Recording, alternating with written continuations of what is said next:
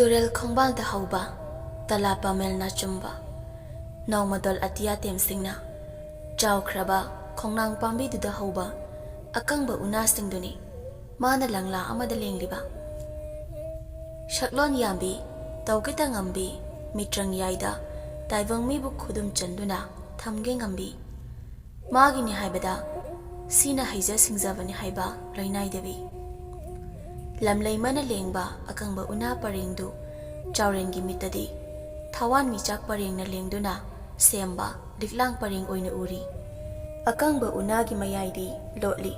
liklang parengna minok tamdi anidu makata na awai akhum tawnarei aina ngasi lengniba liklang pareng sidi icham chamba liklang pareng nattedo pamuba nangi ngaksamda hukke khanduna lengba liklang parengni masigi liklang pareng sina ningol oibi aina tamba oiba nangbu kayagi matik nungsijai haibado mayek sengna taksanu pamubi nangi khutna lengba liklang pareng singado nungsi nangi khudol nikhan mapoksina hingriba makhaidi thawaidagi hena lumna lauraduna tatna thanarege andudi liklang pareng se pamu nangi ngaksamda nungsi khudol nikhan huklagi asi hairaduna heloi atombiduna chawrengi ngaksamda akangba una parengdo hukkidawi adubu hukpado nanghaudri yangoi turel khongbandada pung moibung khongbagi makholna maikai marida nilakli makholdu tabada lamlei mado leiba ngamdri akangba unado malem leida thadaki manakung anidusu mensili tahai ngamdri moibung amadi punglongi tanthaduda kaidawrage pamubi hukani hairamlaga nungsi liklang paringsi laimaida nungsi haidana thadarabadi nang aibu nungsi drabra pamubi nate pamuba yengoi liklang paringsidi chamarak lengduna pamu nangi ngaksamda hupayai ibanigi mari thadatnaba yeknabana langoi chansilakli yaibi thawai hingnaba pamu sena khaina maichak phangdanaba nasanau aigi khujeng se paibiro yangoi turel landuna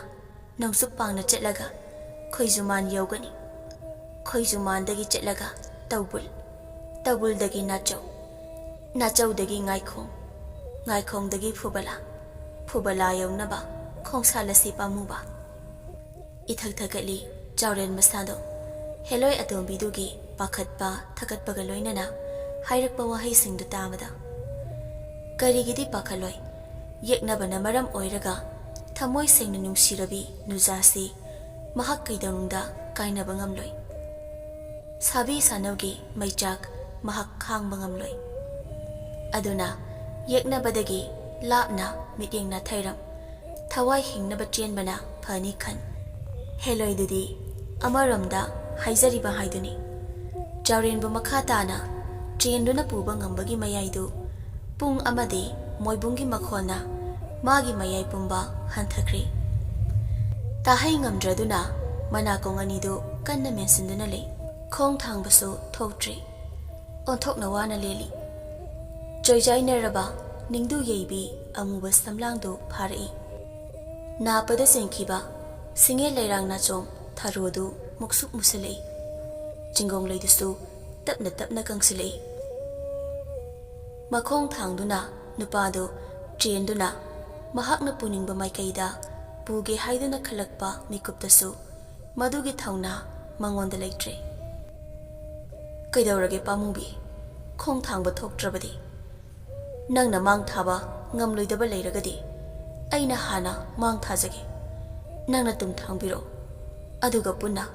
turel wangmasi iroiduna lanthokminasi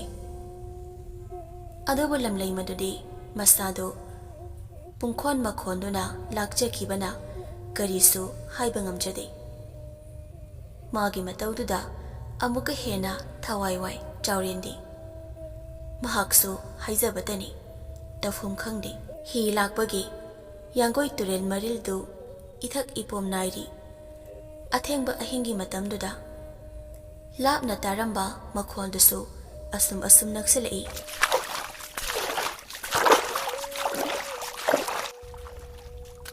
Makhol singduna hek naksilikai lamlai madu masadu sokthari kuina taibang miga leiminaba ngambagi matik mayaidu turel laija athenbagum tapna imai mayeng tarakpagum mayeng tarakli hiyam haunaduna lakpasu uri tamba oiba nupasingna khutta maibul paiduna lakpasu uri hidu mathang lakpana makhoi anina leiriba adu tamba oiba singduna uri hidagi chauren tanaba lauri ta chauren aikhoi lakle nang kari mata wagano nangi wabagi matam loire aikhoi ga loina nang yumda chatladabane taibang mi ataina lakpa uba pung moibunggi makholna hena mayak kalaklaba matam lamlai madu khangba ngambagi pankhai lalakle aduga kapna chauren yengna hairi pamuba nanaw laibak chaubidi aigi taibang panda khongdoirage leihoroko asi hairamlaga masa kanjanaba heloi adombidu khongnang makhong aduda mairanbi olaga swai launa mangkhri chaurena ingak laduna ahang baduda yeng koilaw lauduna lehawi kaidano nang na ibu hunduk lamlaga chaliba nungsi law nambi nang na chatpa taibang panduda aibu supuduna chalo karigino nang na ibu hunduk lamliba asi hairaduna turel khongbanduda hikna kablakli hida tongduna lakpa tamba nupa singduna sangsilaktuna mabu taibang wakhal tanaba hotne adubu taibang wakhal tanaba hotnaribado arembani kapkhai kaplamlaga madi lamlai madugi kaina maichakna wakhal tadana laimaida lekthakri mayam changduna mabu hinungda hakutlaga yangoi maril dudagi hidu samai leiraga kege loktak maril tanaba hidu holakli haina hiduda purakpana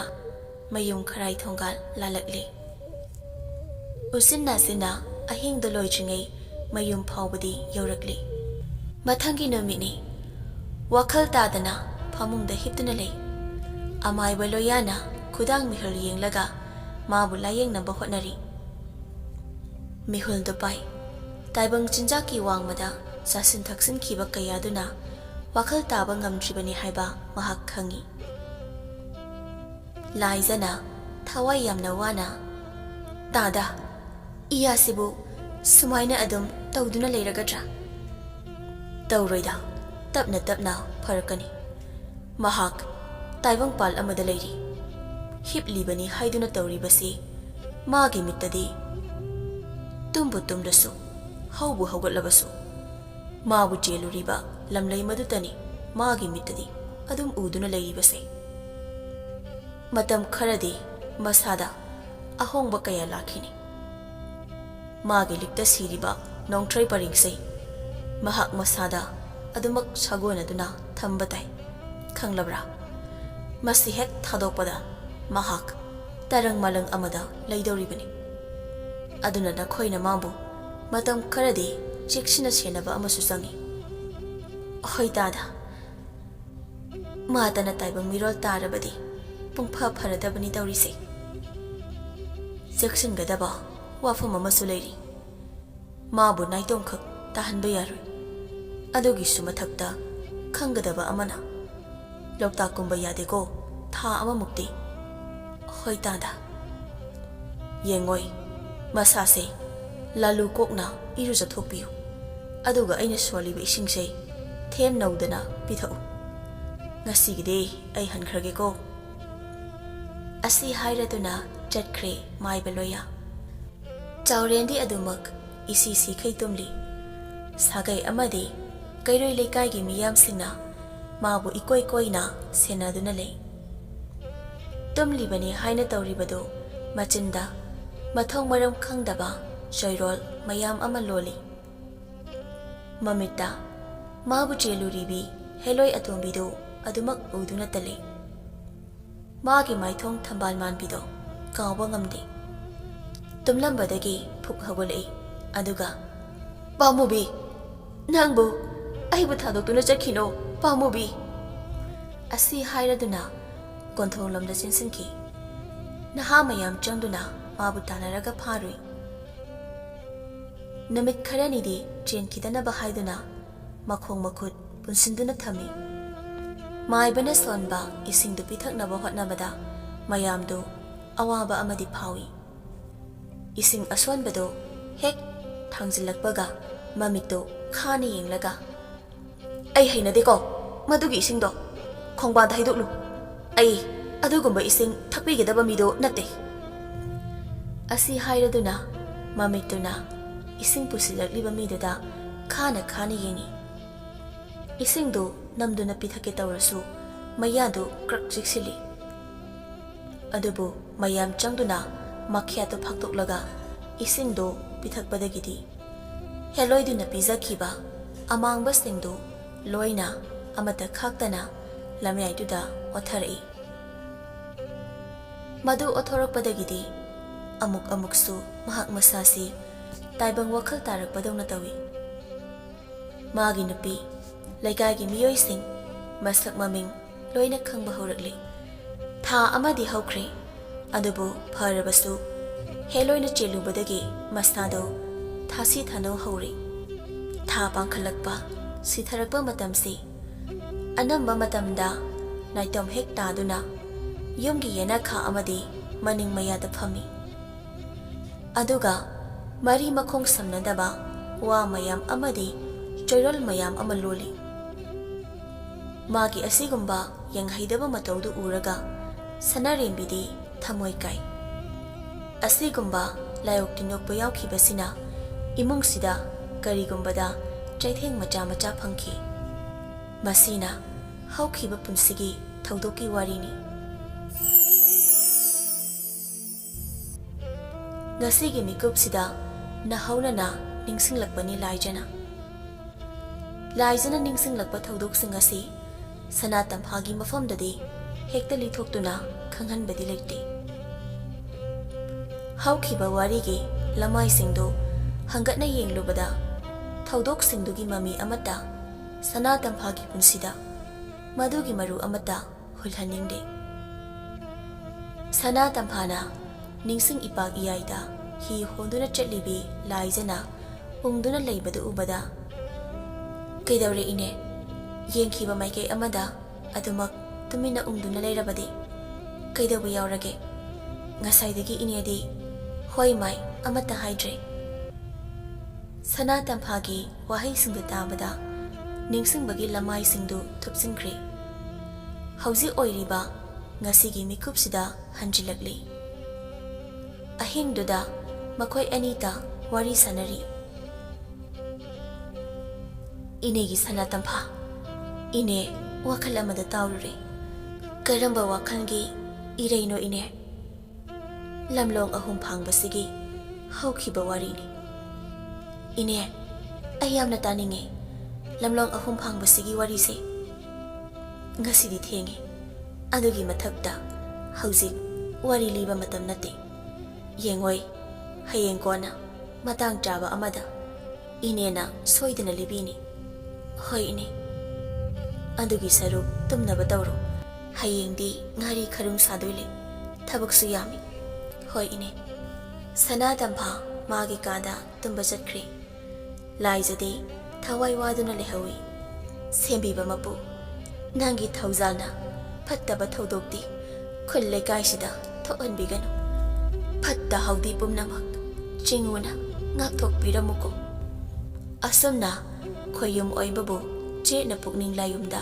ꯊꯥꯒꯣꯟꯅꯔꯒ ꯈꯣꯝꯂꯦꯟ ꯇꯨꯡꯈꯨꯟ ꯇꯥꯟꯈ꯭ꯔꯦ꯫ ꯁꯣꯝꯗꯅ ꯀꯝꯗꯧꯔꯤ? ꯑꯍꯤꯡ ꯅꯣꯡꯖꯨ ꯃꯔꯛ ꯑꯗꯨꯗ ꯂꯥꯟꯃꯩ ꯊꯥꯟꯕꯤꯁꯤꯡꯗꯨ ꯌꯣꯡꯆꯥꯛ ꯄꯥꯝꯕꯤ ꯑꯗꯨꯒꯤ ꯃꯈꯣꯡꯗ ꯏꯀꯣꯏ ꯀꯣꯏꯅ ꯄꯥꯏꯗꯨꯅ ꯑꯗꯨꯃꯛ ꯁꯥꯟꯅꯗꯨꯅ ꯁꯥꯍꯨꯝ ꯑꯃꯒ ꯏꯔꯣꯏꯅꯗꯨꯅ ꯂꯩ꯫ ꯐꯠꯇꯕ ꯁꯛꯎꯗꯕ ꯁꯥꯔꯣꯏ ꯉꯥꯔꯣꯏꯁꯤꯡꯅ ꯃꯐꯝꯁꯤꯗ ꯑꯊꯦꯡꯕ ꯑꯍꯤꯡꯁꯤꯅ ꯈꯝꯗ꯭ꯔꯤ ꯐꯥꯎꯕꯗꯤ ꯏꯔꯣꯏꯅꯗꯨꯅ ꯂꯩ꯫ Masak masandi uba nati. Adubu sahum khaktani maka fonglibado. Adubu tapna tapna tautra singjin ngalakli. Nongsu tapna tapna ngathorakli. Chingkai fidup khulakli. Lamlong ahum phangbada mathi fonglamba sahum amadi lanmai thanbi singdu loina mangkhri.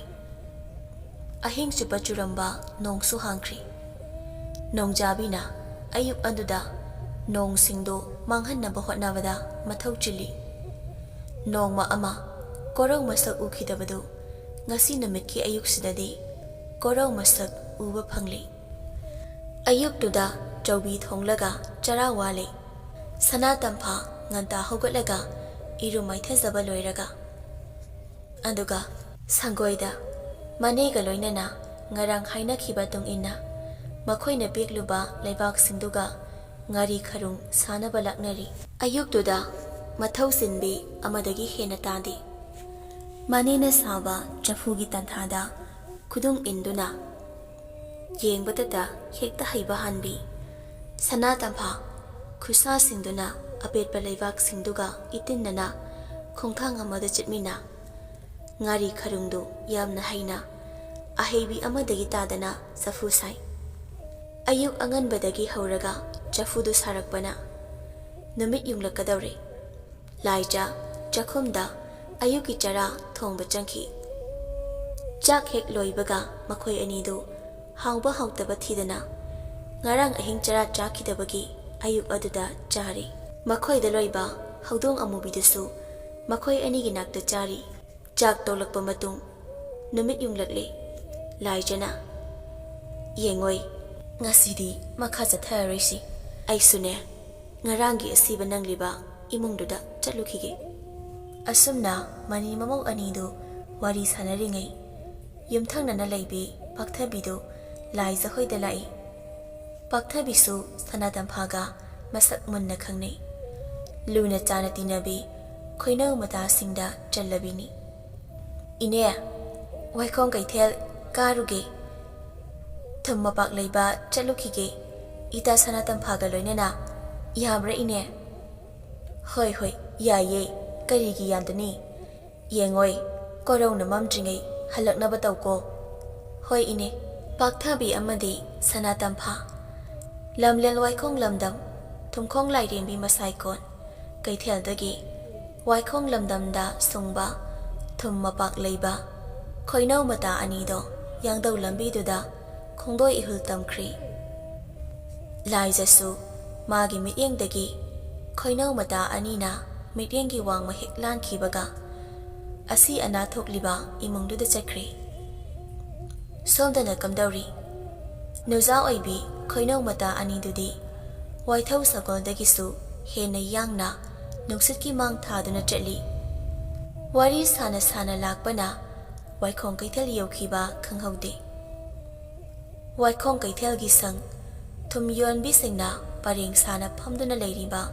maikai adomda lakpada kaithel lairengbi mapado hek lalakpada